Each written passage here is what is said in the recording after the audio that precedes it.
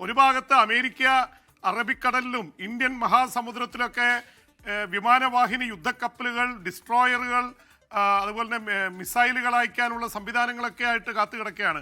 അവരുടെ സൈന്യം 40,000-ഓളം സൈന്യമാണ് ഗൾഫിലെ പല രാജ്യങ്ങളിലായിട്ട് അമേരിക്കയുടെ സേനാ താവളങ്ങളിൽ ഉള്ളത്. ഖത്തറിൽ, ഒമാനിൽ, സൗദി അറേബ്യയിൽ, UAE-യിൽ, അതുപോലെ തന്നെ കുവൈറ്റിൽ അടക്കം 8 രാജ്യങ്ങളിൽ 40,000-ഓളം സേന അതുപോലെ തന്നെ ഉള്ളതായിട്ട് അമേരിക്ക നിൽക്കുന്നു. ഇസ്രായേലാണെങ്കിൽ ഇസ്രായേലിനെ സംബന്ധിച്ചിടത്തോളം എല്ലാ ദിവസവും യുദ്ധമാണ്. ഇപ്പോൾ ലെബനനിൽ കയറി SKN ഈ മണിക്കൂറുകളിൽ അവർ ജൈവ കീടനാശിനി തെളിയിച്ചു. ഗ്രാമങ്ങളിൽ അതിരൂക്ഷമായിട്ടുള്ള കീടനാശിനി, വലിയ രീതിയിൽ അവിടുത്തെ വെജിറ്റേഷനൊക്കെ തകർന്നു പോകുന്ന രീതിയിൽ, കൃഷി ഇല്ലാതാവുന്ന രീതിയിലുള്ളത്, അതിനെക്കുറിച്ച് വലിയ ആരോപണം വന്നിരിക്കുന്നു.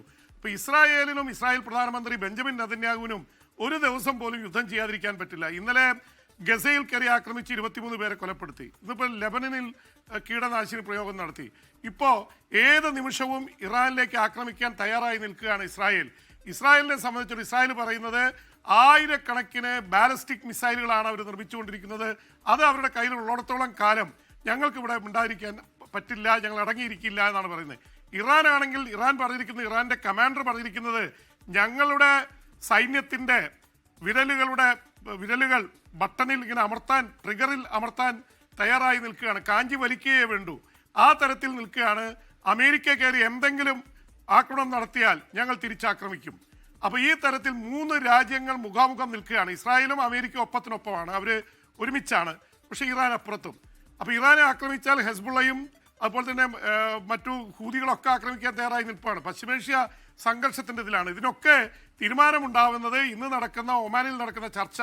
അമേരിക്കയും ഇറാനും തമ്മിൽ ചർച്ച നടക്കുന്നു. ഇറാന്റെ വിദേശകാര്യമന്ത്രി അബ്ബാസ് അർഗാച്ചി തന്നെയാണ് ചർച്ചകൾക്ക് നേതൃത്വം നൽകുന്നത്.